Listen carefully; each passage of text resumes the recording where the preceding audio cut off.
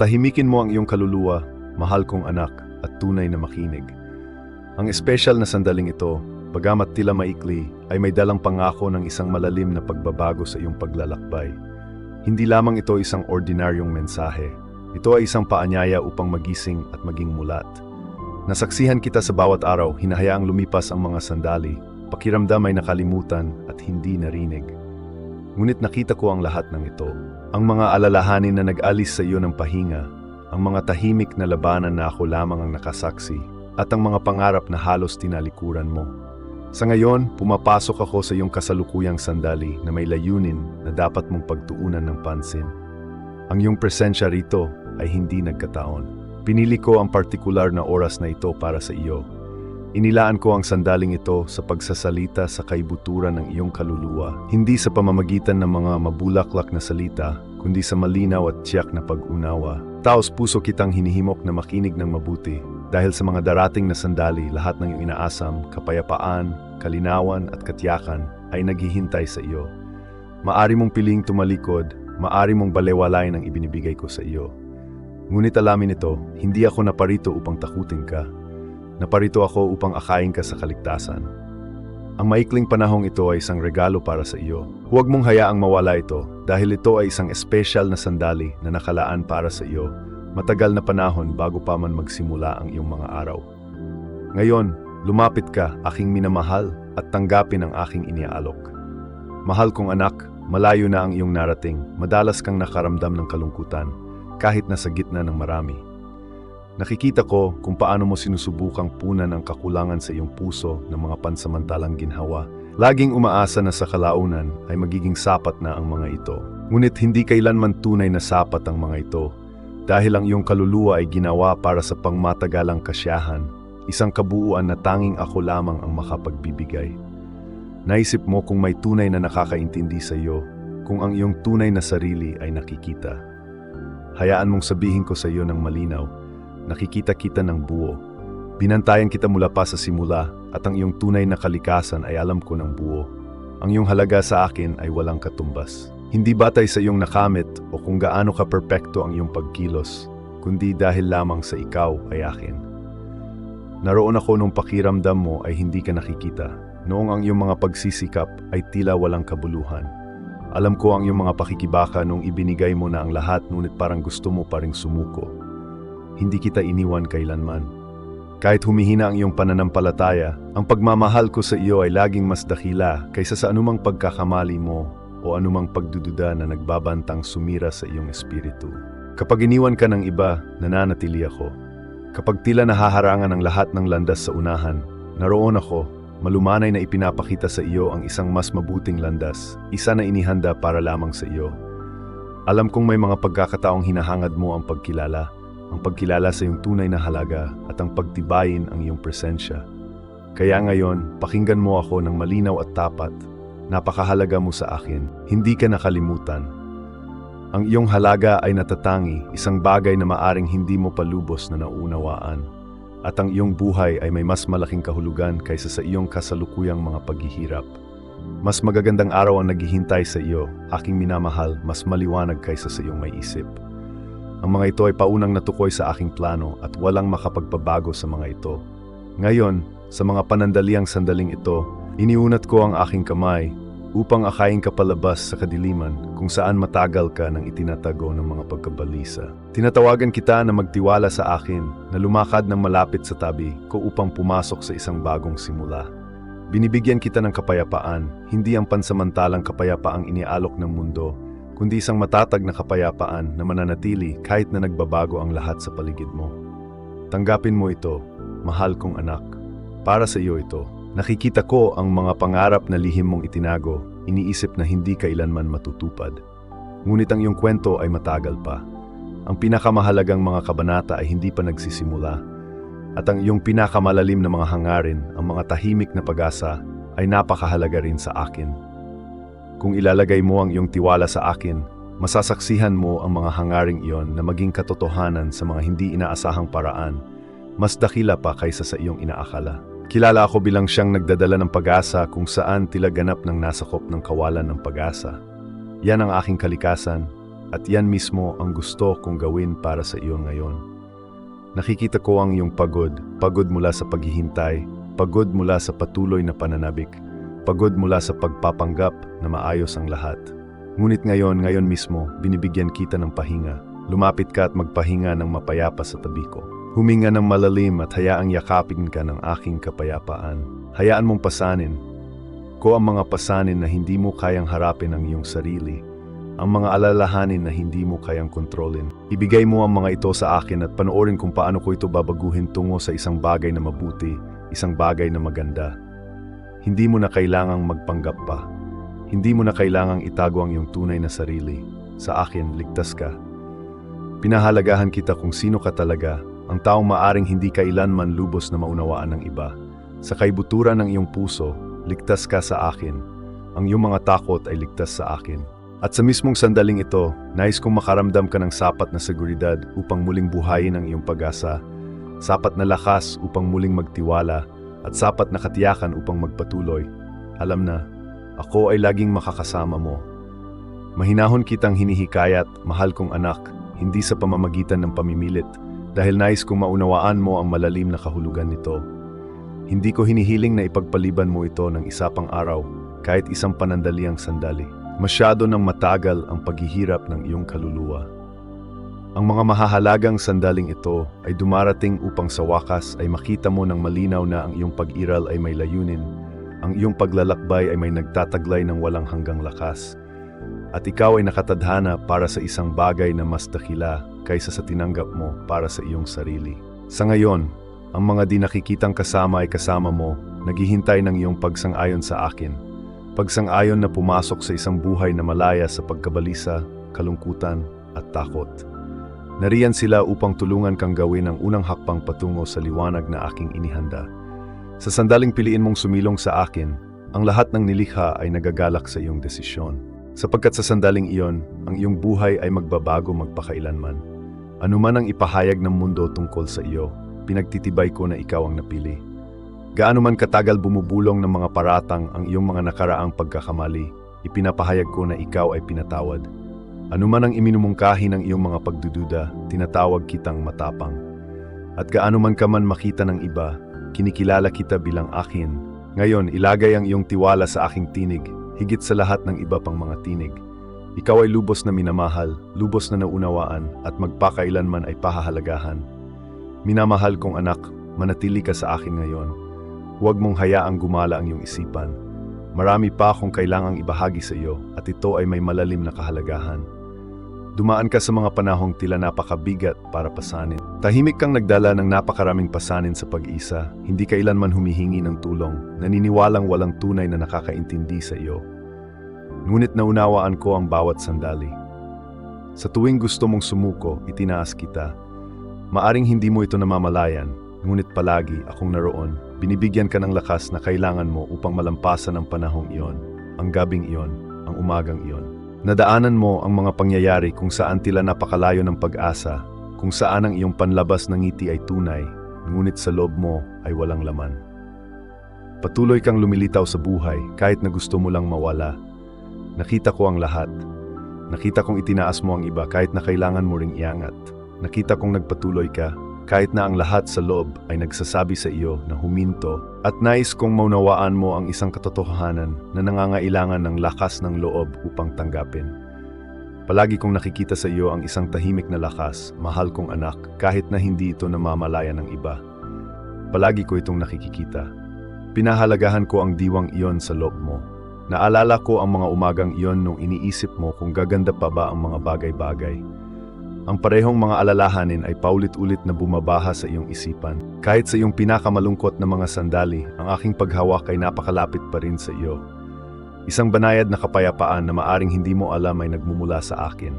Ako ay laging naroon. Mahal kong anak, ako ay mas malapit kaysa sa iyong inaakala, nakikinig sa bawat bulong sa iyong puso. Tingnan mo, mahal ko, ang mismong sandaling ito ay nagbubukas ng isang bagong simula. Ang iyong landas ay patuloy na umaabot sa hinaharap. Ang malalim na mga hangarin na aking itinanim sa iyong kaluluwa ay may pagkakataon pa ring mamulaklak. Marami pa ring oras at gagawin kong tunay na maganda para sa iyong buhay, ang bawat araw na mabubuksan. Tumigil ka sa pagpapanggap, mahal kong anak. Huwag mong patuloy na itago ang iyong tunay na sarili. Binibigyan kita ng isang hindi matitinag na pundasyon, isang matibay na garantiya na walang makakabawas o makakaalis. Nakikita ko ang mga pagkalugi na iyong dinala, aking minamahal, mga paalam, mga pintong nagsasara ng walang babala. Naunawaan ko ang iyong pagkalito, ang iyong pakikibaka upang maunawaan kung ano ang unti-unting nawawala. Maaring inakala mong kasalanan mo, ngunit ipinapangako ko sa iyo na ang pasanin ay hindi kailanman nakatadana para sa iyo. Ginabayan kita sa bawat hakbang, inaakay kita sa ibang direksyon. Ang iniwan mo ay hindi para sa iyong lubos na kapakanan, at ang natitira ay maaring mas masaktan ka pa. Naglalaan ako ng espasyo, mahal kong anak, naghahanda para sa kung ano ang tunay na pag-aari mo, isang bagay na mas dakila. Itigil mo ang paghahambing ng iyong sarili sa iba, mahal kong anak. Hindi kita nilikha para maging kopya ng iba. Bawat aspeto ng iyong buhay ay hinubog ng may layunin. Mahalaga ang iyong pananaw. Makabuluhan ang iyong landas. Hindi mo kailangan ng mas maraming impluensya, mas maraming kayamanan, mas malalim na kaalaman, o mas malaking kapangyarihan para maging mahalaga. Ang iyong halaga ay nagmumula lamang sa katotohanang nilikha kita. Ang katotohanang iyon lamang ang dahilan kung bakit ka napakahalaga. Ilang beses ka nang nagduda na hindi ka sapat, mahal kong anak. Ang sagot ko ngayon at magpakailanman, ikaw ay ganap na sapat para sa akin. Kahit sa pinakamasamang sandali, kapag pakiramdam mo ay nabigo ka, kapag iniisip mong lumayo ka na o huminto ng matagal, ang aking pagmamahal ay hindi nababawasan sa gitna ng iyong mga paghihirap. Sa kabaligtaran, inilalapit ka nito sa akin. Ninanais ko ang iyong tunay na sarili, hindi ang isang perpektong anyo. At ngayon, mahal kong anak, muli kitang tinatawagan na isipin ang mas magagandang araw sa hinaharap. Maniwala ka na maaari pa ring mangyari ang magagandang bagay. Kahit na ang mundo sa paligid mo ay nagiging hindi tiyak, nananatili akong hindi nagbabago. Ang aking mga plano para sa iyo ay nananatiling matatag. Hindi ko kailanman binago ang layunin ko para sa iyong buhay. Maaring maramdaman mo na lumipas na ang ilang panahon, ngunit hindi ito nawala. May kapangyarihan akong ibalik ang inaakala mong nawala, ibalik ang kagalakan sa iyong buhay, puna ng mga kakulangan sa iyong kaluluwa ng tunay at pangmatagalang kaligayahan. Bitawan mo ang pasanin ng pagsisikap na ayusin ang lahat ng mag-isa.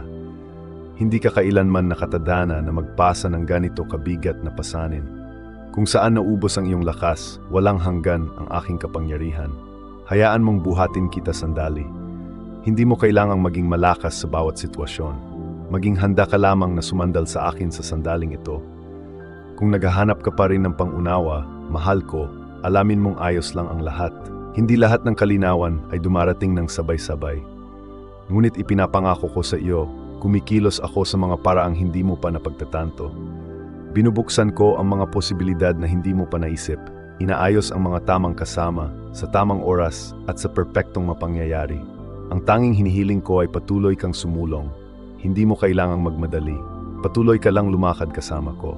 Kapag ang iyong kaluluwa ay mabigat, ibigay mo ito sa akin. Kung pakiramdam mo ay nakulong ka, itaas ang iyong tingin sa langit. Kung pakiramdam mo ay walang laman, iunat mo ang iyong mga braso. Binibigyan ko ang iyong buhay ng isang bagong bagay, isang bagong kapayapaan, isang hindi inaasahang kasiyahan, at isang matatag na espiritu mula sa loob. Papalapit na ito, mahal kong anak, hindi bilang gantimpala sa mga paghihirap na iyong tiniis, kundi dahil nalulugod akong pagpalain ng mga mahal ko. Wala akong nakaligtaan kahit isang tahimik na panalangin na iyong inialay, anak ko. Bawat banayad na bulong, bawat salitang iyong binibigkas ay aking narinig. Hindi ko kailanman binalewala ang anuman. Itinago ko ang lahat ng ito tulad ng isang mahalagang kayamanan. At sa tamang panahon, sasagot ako sa paraang magugulat sa iyo. Ibabalik ko ang isang ngiti sa iyong mukha kahit sa gitna ng pinakamalalim na kalungkutan. Hindi dahil ang lahat ng kahirapan ay tuluyang mawawala, kundi dahil matatanto mo ang magandang kwentong tahimik kong isinusulat para sa iyo mula pa sa simula. Kaya naman, mahal kong anak, yukit ang mga salitang ito ng malalim sa iyong puso. Hayaan mong ipaalala nito sa iyo na ikaw ay laging nakikita, laging mahalaga at laging may sagradong layunin. Ang iyong paglalakbay ay nagpapatuloy. Mayroon kang lahat ng dahilan upang umasa para sa magagandang bagay sa hinaharap. Hindi ito ang katapusan, ito ang iyong bagong simula at ako ay makakasama mo sa bawat hakbang ng daan. Manatiling malapit sa akin, mahal kong anak. Huwag mong hayaang mawala ang mahalagang sandaling ito. Hinintay ko ang mismong sandaling ito upang makausap ka, espiritong umaantig sa espiritu. Hindi lamang ito isang ordinaryong araw. Ito ang simula ng isang banayad na pagbabago, isang tahimik na pagbabago, isang bagong sagradong paglalakbay. Napakarami mo ng pinagdaanan.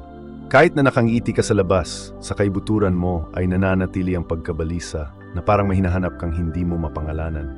At ngayon ay natagpuan mo na ito. Ako ito. Palagi kitang nilalapitan.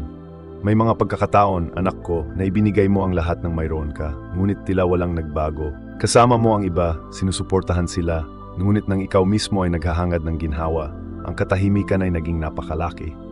Tumawa ka sa gitna ng karamihan, ngunit sa loob-loob mo ay parang hindi ka nakita, walang tunay na nakapansin sa iyo. Sa lahat ng mga sandaling iyon, palagi akong naroroon. Nakita ko ang iyong mabait na puso, ang iyong tahimik na katapangan, at ang mga gawa ng kabaitan na tahimik mong inialay. Ang mga bagay na iyon ay napakahalaga sa akin. At ikaw, aking minamahal, ay kasing halaga rin. Sa loob mo, aking mahal, ay mayroong higit pa sa iyong inaakala. Mga talentong natutulog, isang malalim na lakas at mapayapang karunungan. Huwag mong hayaang makumbinsi ka ng mga nakaraang pagkabigo. Ang katotohanang hindi kinikilala ng iba ang iyong halaga ay hindi ito nakabawas kahit kaunti. Minsan, pinipigilan ko ang ilang bahagi ng iyong landas hanggang sa tamang panahon. At ngayon anak ko, dumating na ang panahong iyon. Ang panahon ng matiyagang paghintay ay hindi na sayang. Hinubog ka nito, hindi mo panawalan ng pagkakataon. Hindi pa huli ang lahat. Naunawaan ko ang mga pangarap mo para sa yugtong ito ng iyong buhay, aking minamahal. Inisip mong mas malayo pa ang mararating. Ngunit ang aking pananaw sa oras ay iba sa iyo. Hindi ako nagmamadali o mabagal. Lahat ng mabubuting intensyon ko para sa iyo ay lubos pa ring makakamit. Oo, sa ngayon gusto kitang bigyan ng bagong pananaw. Gusto kong makita mo ang iyong sarili tulad ng pagkakita ko sa iyo, hindi sa mga anino ng mga nakaraang pagkakamali o pagkabigo, kundi sa pamamagitan ng malinaw na katotohanan kung paano kita nilikha mula sa simula. Hindi ka isang pasanin, hindi ka isang kaluluwang laging nasasaktan. Isa kang kwentong isinusulat pa rin at ang mga susunod na kabanata ay mapupuno ng mga kababalagan kung hahayaan mo akong manguna sa daan. Marahil ay may isang bagay na pinanghahawakan mo pa rin. Isang kaisipan, isang alaala o kahit isang malalim na takot na nagpapabigat sa iyo na parang isang mabigat na bato. Panahon na para bitawan ito. Hayaan mong dalhin ko ito. Matagal mo na itong dinala at pinapabagal nito ang iyong mga hakbang. Ibigay mo sa akin ang nagpapabigat sa iyong kaluluwa at bibigyan kita ng ginhawa at masaganang buhay bilang kapalit. Marahil ay hindi ka malakas ngayon, anak ko. Ayos lang iyan, hindi mo kailangan. Ang aking kapangyarihan ay sapat na para sa ating dalawa. Manatili ka lamang malapit sa akin. Liliwanagan ko ang iyong landas na marahan, hakbang-hakbang. Hindi kita unahan, ni pipilitin kitang magmadali. Ako ay laging nasa iyong tabi. Kapag ikaw ay pagod, iaangat kita. Nais kong tunay kang mabuhay, aking minamahal, upang makaranas ng malalim na kagalakan, hindi lamang ang umiral. At isa pang bagay na nais kong maunawaan mo, aking mahal na anak, walang kahit kaunting pagkadismaya sa aking puso tungkol sa iyo. Kahit na nagdududa ka sa iyong sarili, ang aking pananampalataya sa iyo ay hindi kailanman naglaho. Palagi kong kinikilala ang likas na liwanag na inilagay ko sa iyo. Ang aking pag-unawa sa iyong kahalagahan ay hindi kailanman nagbago. Madalas mong tinatanong ang iyong sarili, bakit ito nangyayari sa akin? Malalim mong pinag-isipan ang mga dahilan sa likod ng ilang sandali, ang pag-alis ng ilang tao, at ang paggambala sa iyong paglalakbay. Hayaan mong ipaliwanag ko ito sa iyo. Ang ilang mga bagay sa iyong buhay ay hindi nakatadhana na magtagal magpakailanman. Ang kanilang pag-alis ay nagbibigay ng puwang para sa mas magagandang bagay na darating. Bagamat ang mga bagay ay maaring mukhang malabo at nakalilito sa oras na iyon, sa kalaunan ay makikita mo ang buong larawan. Ang bawat individual na karanasan ay magpapakita sa iyo kung paano sila magkakaugnay. Huwag matakot na magsimulang muli, mahal kong anak. Ang pagsisimula muli ay hindi isang pagkabigo, kundi isang bagong pagkakataon. Ang bawat bagong araw na ibinibigay ko sa iyo ay isang paanyaya upang sumulong. Huwag mong gamitin ang regalong iyon upang mag-isip tungkol sa mga bagay na hindi mo mababago. Sa halip, tumuon sa kung ano ang magagawa ko para sa iyo ngayon. At maniwala ka sa akin, sa isang iglap, Mas marami akong magagawa kaysa sa nakita mo sa mga nakaraang taon. Kailangan mo lang panatilihing bukas ang iyong puso, maging handa, manatiling malapit sa akin. Isang kinabukasan ang naghihintay sa iyo, aking minamahal, isang maliwanag, mayaman at makabuluhang kinabukasan. Maaring hindi mo makita ang lahat ng detalye ngayon, ngunit nakikita ko ang mga ito ng malinaw. Nakikita kitang nagsasalita ng mga salitang pampalakas ng loob sa iba. Nakikita kitang naglalakad ng may nag-uumapaw na kagalakan. Nakikita kitang nabubuhay sa tunay na kalayaan, hindi na nagdadala ng mga pasanin na hindi kailanman naging iyo. Yan ang landas na aking ginagabayan.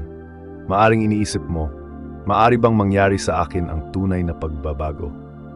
Oo, talagang magagawa ito, anak ko. Hindi dahil perpekto ka, kundi dahil lagi kitang kasama. Ang aking kapangyarihan ay pinakamaliwanag na nagniningning sa iyong mga sandali ng kahinaan. Hindi mo kailangang ayusin ang lahat ng perpekto. Kailangan mo lang sabihin ang oo sa akin. Ang simpleng pagtanggap na iyon ang magbubukas ng mga landas na akala mo ay sarado na magpakailanman. At ipinapangako ko sa iyo, mahal kong anak, kung patuloy kang lalakad kasama. Kung makikita mo ang kagandahang namumulaklak mula sa mga pangyayaring akala mo ay tuluyan ng tapos. Tatawa ka muli mula sa puso, hindi isang pilit, sosyal na tawa, kundi isang tunay na kagalakan mula sa iyong kaluluwa. Mararamdaman mo ang gaan sa iyong kaluluwa na parang isang malaking pasanin ang naalis sa iyong mga balikat. At hindi ito magiging artipisyal o mababaw. Ito ay magiging isang tunay na pagbabago dahil itatayo ko ito sa loob mo. Nakita kitang naanod sa hamog. Hawak mo ang isang sirang kompas sa iyong kamay habang sinusubukan kang hilahin ng mga alon pababa. Ginamit mo ang sarili mong lakas hanggang sa mapagod ka. Ngayon, ako ang magiging baybayin ng iyong sugatang bangka. Ikinabit mo ang iyong sarili sa mababaw na tubig dahil pakiramdam mo ay ligtas ka. Ngunit ang buhangin sa ilalim ng iyong mga paa ay nagbago. Ang mga daungang iyon ay masyadong maliit para sa buhay na ibinigay ko sa iyo. Pinuputol ko ang mga patay na sanga ng iyong nakaraan. Ang bagong buhay ay nangangailangan ng espasyo upang lumago. Tulad ng isang kapitan na nagtitiwala sa hangin na hindi niya nakikita, dapat ka ring magtiwala sa nangyayari ng tahimik. Ang mga lumang baging ay nawala na. May mas mabuting bagay na papalit sa mga ito. Tinatawagan kita upang mag-alay ng sakripisyo ngayon din. Maghasik ng binhi sa kaharian ng Diyos bilang tanda ng pagbabago sa loob mo. Huwag kang kumapit ng mahigpit tulad ng isang taong sinusubukang kumapit sa tubig sa isang na-stranded na bangka. Maghasik ng kung ano ang mayroon ka na parang mabibigat na butil ng trigo sa aking bukid. Hayaang tapusin ng kaloob na ito ang iyong panahon ng kakulangan. Ang kilos na ito ang lilikha ng unang alon na magbubukas sa alon ng aking paggalaw sa iyong buhay. Kapag bumitaw ka at nag-alay ng bunga ng iyong paggawa, ang iyong disyerto ay magbubunga ng buhay na hindi mo kailanman itinanim. Ang hangin na dating sumasalungat sa iyo ay magbabago ng direksyon at magtutulak sa iyo pasulong. Malalampasan mo ang mga balakid na dating humarang sa iyong daan.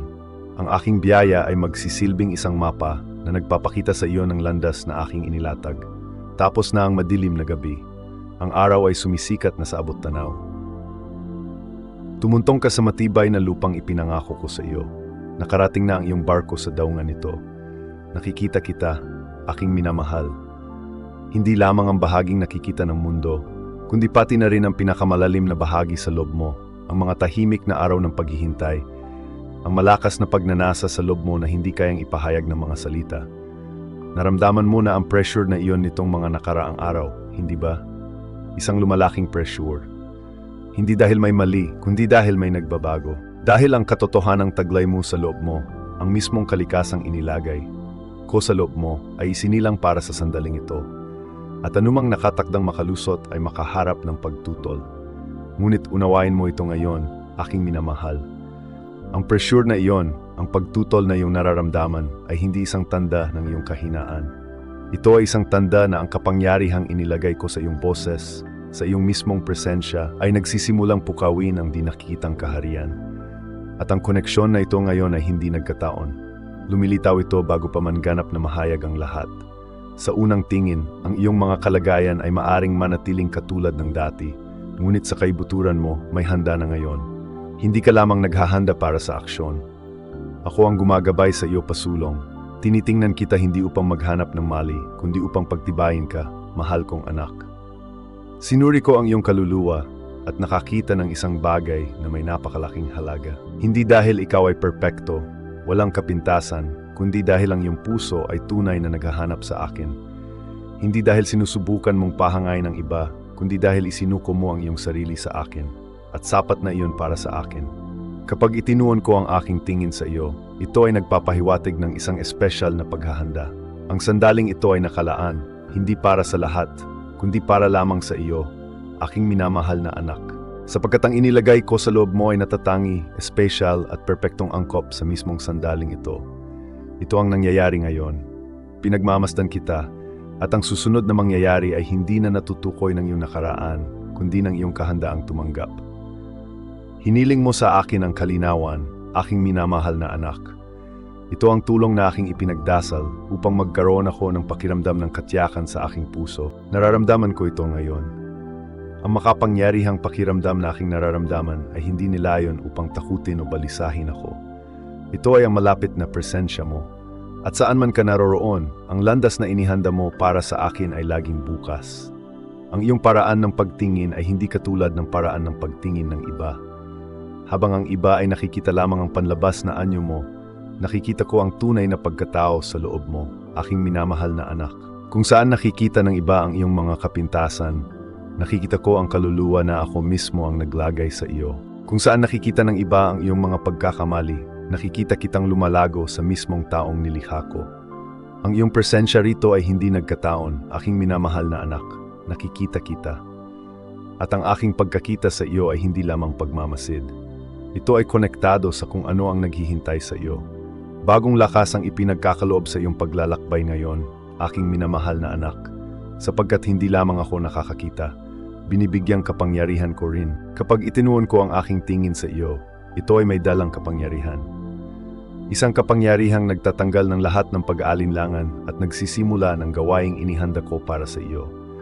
Nakakaramdam ka ng isang malalim na paggalaw sa loob mo, aking minamahal na anak. Ito ay kitang-kita sa kung paano ka namumuhay ngayon, sa mga salitang iyong sinasalita at sa mga kilos na iyong ginagawa.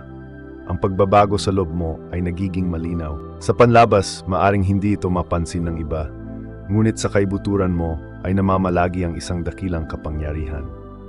Ang iyong kakayahang makilala ang katotohanan ay naging mas malinaw. Ang mga bagay na dating nagdulot sa iyo ng kagalakan ngayon ay tila walang laman, hindi na tunay na mahalaga.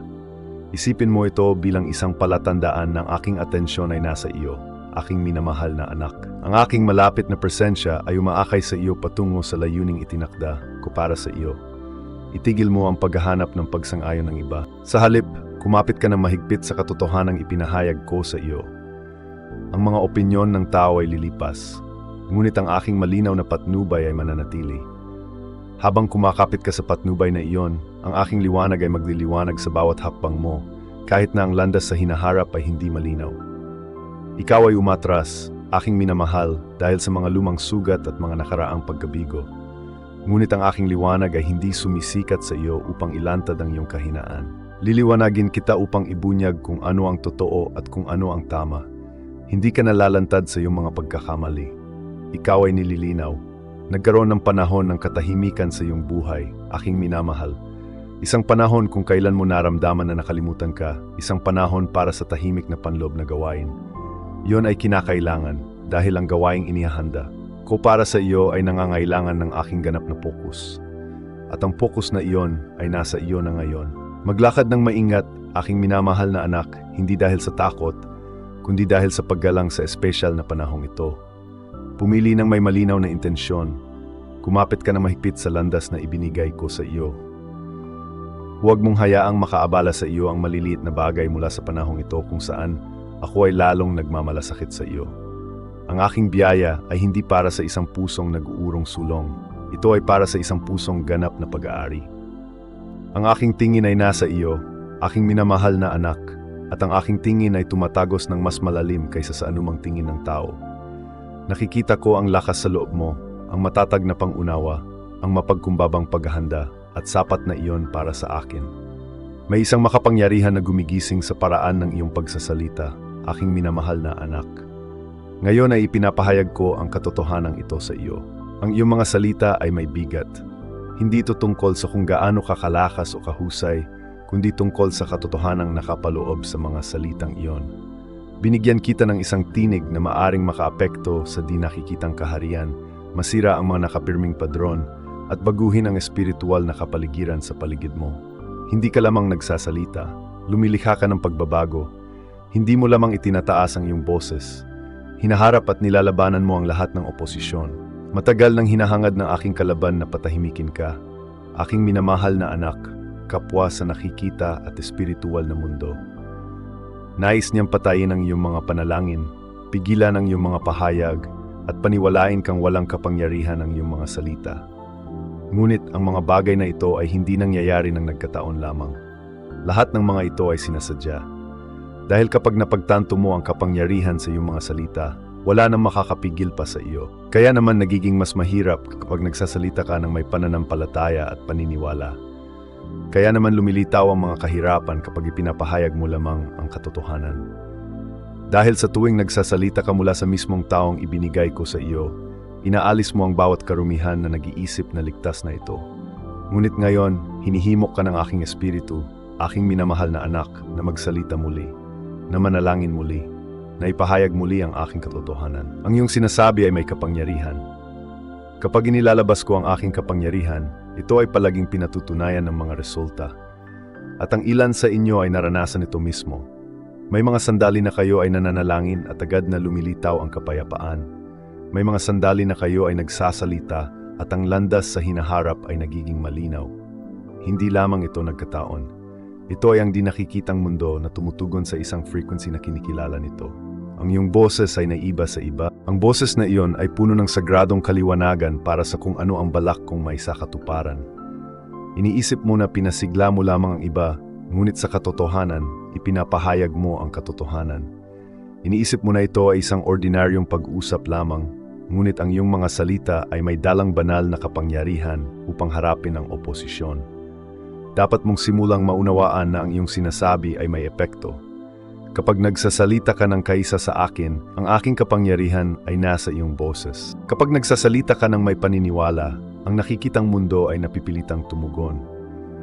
Ito ang dahilan kung bakit inatake ng aking kaaway ang iyong kumpiyansa, kung bakit ka naharap sa napakaraming hamon, kung bakit ka nag-atubiling magsalita. Dahil kung mapatahimik niya ang iyong boses, maaari niyang limitahan ang iyong pag-unlad. Ngunit ang pag-aatubili na iyon ay iniiwan ka na ngayon, mahal kong anak. Ang pag-aatubili na iyan ay inaalis na dahil ang apahe sa lubong ng pagpapay. Wala na, ang apoy na iyan ay napakalakas. Dumating na ang sandaling ito, hindi ka lamang isang boses. Ikaw ay isang tawag upang ihanda ang daan sa hinaharap. Anak ko, ang paraan ng iyong pagsasalita ay nagpapagaan sa mahirap na landas. Kung saan may katahimikan, ang iyong mga salita ay gumigising sa paggalaw. Kung saan may tuyot, ang iyong mga salita ay nagdudulot ng panibagong buhay. Ang lahat ay nagbabago kapag ang iyong boses ay itinaas. Ang kapangyarihang ito ay hindi nagmumula sa iyong sariling mga emosyon, kundi mula sa aking malapit na presensya. Kahit ang isang maliit na bulong na binibigkas lamang sa sarili, ay nagpapasimula ng mga bagay na higit pa sa iyong nakikita. Kaya naman nagbabago ang kapaligiran kapag pumasok ka sa isang lugar. Hindi dahil sa lakas ng iyong boses, kundi dahil sa impluwensyang dala mo. Dahil ako ay kasama mo, may isang bagay sa kaibuturan mo na umaalingaw-ngaw at kapag nagsasalita ka, inilalabas mo ito. Minamahal ko, isang bagong paraan ng pagsasalita ang kailangan ngayon. Magsalita bilang isang taong sigurado na naririnig. Ko ang bawat bulong, at na ang kadiliman ay dapat umatras kapag nagsasalita ka. Mayroon akong buong suporta. Ang iyong mga salita ay may mas mabigat na dala kaysa sa iyong napagtanto. Totoo ito sa lahat ng dako. Sa iyong tahanan, sa iyong mga paglalakbay, sa iyong mga pribadong sandali ng katahimikan, kahit na nag-iisa ka. Simulan mong bigyan muli ng buhay ang iyong sarili, ang mga mahal mo sa buhay, at ang mga darating na araw. Sabihin ang mga salitang ipinahayag ko sa iyo, hindi ang mga kasinungalingang sinusubukang ihasik ng takot sa iyong isipan. Ang paraan ng iyong pagsasalita ay hindi ginawa para sa ordinaryong pag-usap. Ito ay ginawa upang patatagin ang mga bagay-bagay. Hindi ka lamang nagsasalita, ikaw ay nagtatayo. Hindi ka lamang nagrereklamo, ikaw ay nagpapahayag. At ang bawat salitang naayon sa aking puso ay lumilikha ng paggalaw sa mga larangang hindi mo nakikita. Huwag mong hayaang manatiling natutulog ang kapangyarihang iyon. Papasok ka sa isang bagong panahon, isang panahon ng pagsasalita ng may panibagong lakas ng loob. Mahal kong anak. Isang panahon kung saan unti-unting kumukupas ang kawalan ng katiyakan at lumalalim ang matatag na pag-unawa, kung saan ang mga opinyon ng iba ay hindi na gaanong nangingibabaw sa iyo at ang aking katotohanan ay nagiging malinaw sa pamamagitan mo. Hindi mo lamang sasabihin ang mga magagandang bagay na nangyayari. Tatawagin mo ang mga ito, kaya bitawan mo ito. Iparinig ang iyong makapangyarihang tinig. Iparinig ang iyong mga salita. Tapos na ang panahon ng katahimikan. Naalis na ang mga pagpigil. Handa at makapangyarihan na ang iyong boses. Unawain mo ito. Ang tahimik na panahon na dating nagpoprotekta sa inilagay ko sa iyo ay hindi na kayang pigilan ang makapangyarihang ekspresyon na ibinigay ko sa iyo. Darating ang panahon na hindi na kita hahayaang manatiling nakatago. Kapag ang kurtina ay nabuksan na at ikaw ay nakita, hindi lamang ng mga tao, kundi pati na rin ng mismong layunin kung bakit kita nilikha. Ang sandaling iyon ay nasa harap mo na mismo. Tapos na ang panahon ng pagiging di nakikita. Dumaan ka sa mahabang panahon ng katahimikan, kung saan marahil ay hindi kinilala ng iba ang iyong potensyal. At naramdaman mong hindi ka napapansin, kapwa ng mga tao at ng aking mga gawain. Ngunit ang kalagayang iyon ng pagiging di nakikita ay hindi isang parusa. Ito ay isang proteksyon. Pinotektahan kita upang ang pagdadala sa liwanag masyadong maaga ay hindi makapinsala sa espesyal na kalikasang inilagay ko sa loob mo. At ngayon, dahil ikaw ay naging malakas mula sa loob, ang nasa loob mo ay malapit ng ihayag sa mundo. Ang paghihintay ay hindi na isang opsyon, hindi na nakikinig sa mga banayad na bulong ng takot. Tinawag kita upang humakbang pasulong at hindi na kita hahayaang manatili sa mga anino. Hindi ka nilikha para lamang tumayo at manood. Ikaw ay nilikha upang magdulot ng pagbabago. Ikaw ay dinadala sa liwanag at ang pagbabagong ito ay hindi magiging parang pagtayo sa ilalim ng isang malupit na spotlight. Hindi mangyayari ang mga bagay ayon sa iyong inaasahan. Ito ay magiging parang mismong lupang pinagtatapakan mo na gumagalaw. Sa simula ay banayad at banayad, ito ay biglang magiging makapangyarihan. Ang dating pamilyar ay maaring magsimulang maging kakaiba, hindi dahil binago mo ang iyong paligid, kundi dahil ang lugar na dating kinaroroonan mo ay hindi na sapat ang laki para sa taong iyong kinalakihan. Ang mga tao, lugar, at paraan ng pag-iisip na dating nagparamdam sa iyo ng ligtas ay magiging tila masyadong masikip at naglilimita na ngayon. Huwag kang magulat kung ang ilan sa mga relasyong pinapanatili mo ay hindi na tama. Kapag sinimulan kong gawing malinaw at nakikita ang isang tao, nakakaapekto ito sa kanilang buong pagkatao. Hindi lamang kung paano ka nakikita ng iba, kundi isang malalim na pagbabago sa loob mo. Maging ang iyong paraan ng pag-iisip ay magliliwanag. Hinahawi ko ang daan dahil ang iyong buhay ay napakalapit na sa isang dakila at mahalagang punto ng pagbabago. Mayroon kang taglay na isang espesyal na layunin na ngayon pa lamang nagsisimulang may hayag. Naging mahalaga ka sa mga lugar kung saan walang nakakilala sa iyo. Ngunit nakita kita. At ngayon ay binabago ko ang panahon kung saan ka nabubuhay. Magbabago ka mula sa isang taong laging sumusuporta sa iba tungo sa isang taong kailangan ng iba. Hindi dahil sa pagmamataas, kundi dahil natupad mo na ang mga gawaing ibinigay ko sa iyo. Naging malakas ka na sa loob, at ngayon na ang oras para maipakita ang lakas na iyon sa panlabas na anyo. Mahal ko, hindi ka kailanman nakatadhana na mamuhay ng palihim magpakailanman. Ang panahong iyon ng pagtatago ay pansamantala lamang, hindi permanente. Ngayon na ang oras para itigil mo ang pagmamaliit sa iyong sarili, ang pagpapaliban, ang pagdududa sa banayad ng mga udyok ng aking espiritu sa loob mo. Ang iyong dala ay hindi lamang kapakipakinabang o praktikal. Ito ay sagrado. Ito ay kinakailangan. At hindi ko nahayaang kumilos ka na parang wala itong kahulugan. Ang mga bagay na minsan kong ibinulong sa tahimik na panalangin, marahil ay may takot at pag-aalinlangan, ay malapit nang sabihin ng malakas ng may malinaw na layunin. Ang mga bagay na nagpaluha sa aking mga mata sa pag-iisa ay ang mga bagay din na aking sasabihin ng may katatagan at kumpiyansa. Sumusulong ako, hindi naghahanap ng pagpapatunay mula sa iba, kundi may matatag at matibay na espiritu. Bitawan mo ang mga pagpigil, bitawan mo ang pasanin ng nakaraan. Hindi na ako ang taong nagtiis ng mga masasakit na panahong iyon. Lumalabas ako mula sa mga anino na may bagong pananaw, may bagong lakas, at may misyong ipinagkaloob mo sa akin. Hindi ko kailangan ng maraming tao para samahan ako. Ang kailangan ko ay ang gawaing ipinagkatiwala mo sa akin at tunay mo itong ibinigay sa akin. Hindi ako nilikha para mabuhay magpakailanman sa mga anino na parang inilibing. Ang makita ay hindi para maghanap ng atensyon. Ito ay tagumpay. Sa bawat pagkakataong lumilitaw ka bilang iyong tunay na sarili, mapagtatanto ng ibang tao na kaya rin nilang gawin ang pareho. Habang sinusunod mo ang aking patnubay, makatulong ito sa iba na mahanap ang kanilang sariling landas pasulong. Hindi lamang ito para sa iyong kapakinabangan. Ito ay para sa mga susunod sa iyo. At oo, may mga taong hindi makaintindi sa nabagong kalagayan mo ngayon. Ayos lang iyon. Hindi mo inihaharap ang iyong sarili para maglingkod sa kanilang kaginhawahan. Inihaharap mo ang iyong sarili para sa aking layunin. Hindi ka itinataas para sa katanyagan. Inilalagay ka sa isang posisyon kung saan maaari kang lumikha ng pagbabago. Ikaw ay nagiging mismong taong minsan mong hiniling sa akin na tulungan kang maging. Isang taong nagdadala ng kalinawan kung saan may kaguluhan. Nagsimula ng magbago ang kapaligiran sa paligid mo dahil ikaw ay naglalakad sa isang ganap na bagong paraan. Naglalakad ka ng may katiyakan at may diwa ng determinasyon. At kapag lumabas ka sa iyong pinagtataguan, unawain mo ito. Ang tulong na kailangan mo ay darating sa iyo. Ang mga landas sa unahan na kailangan mo ay bubuksan. Ang mga bagay na kailangan mo upang may sakatuparan mo ang iyong layunin ay ipagkakaloob. Alamin mo ito, minamahal kong anak. Hindi ka nag-iisa sa paglalakad sa landas na ito. Nandito lang ako sa tabi mo.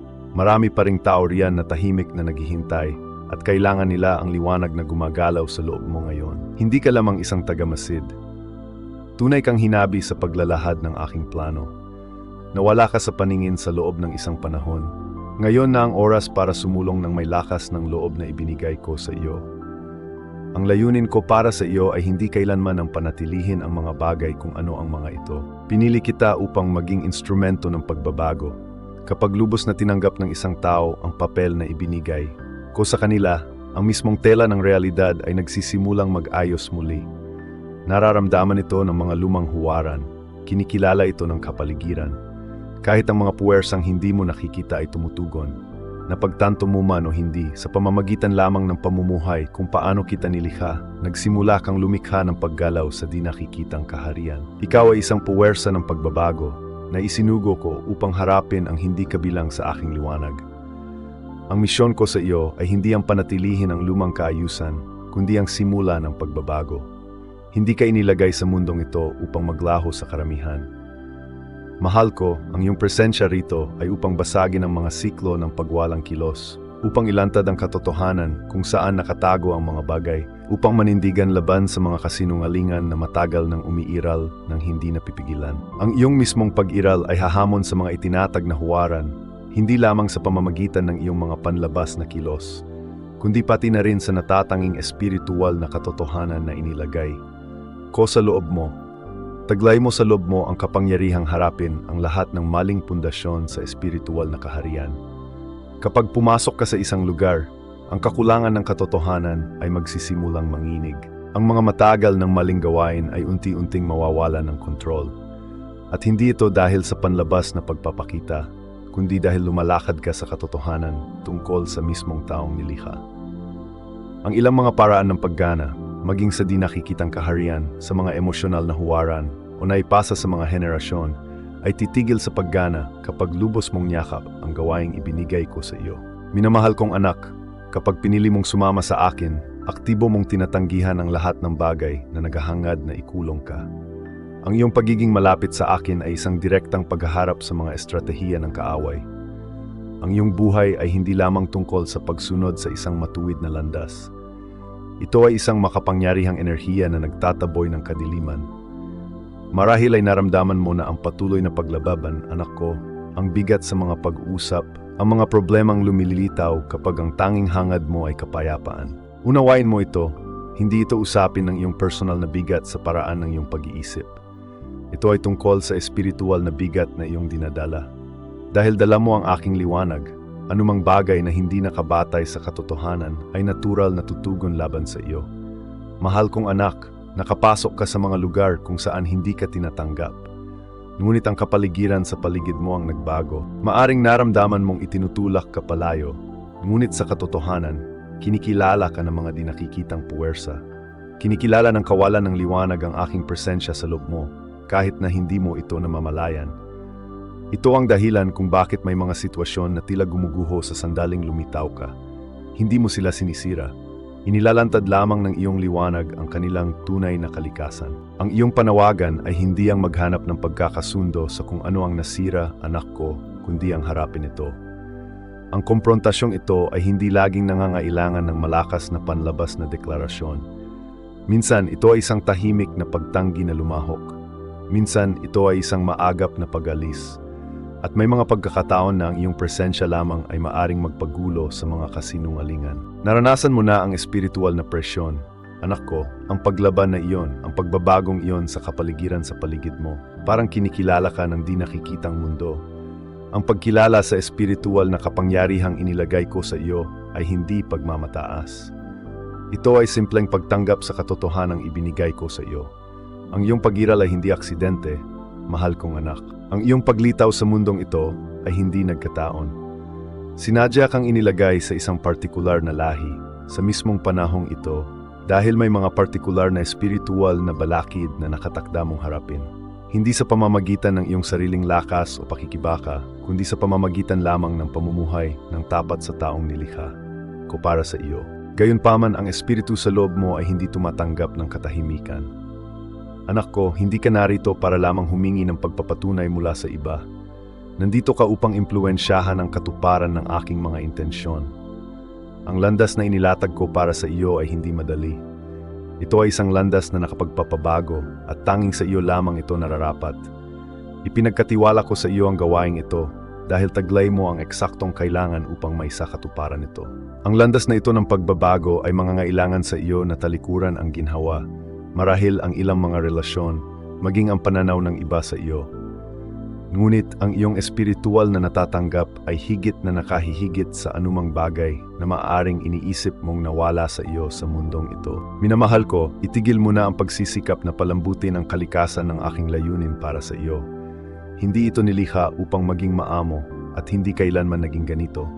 Sinangkapan kita ng mga kinakailangang kagamitan, hindi upang magdulot ng pinsala, kundi upang makilala at paghiwalayin ang katotohanan mula sa kasinungalingan.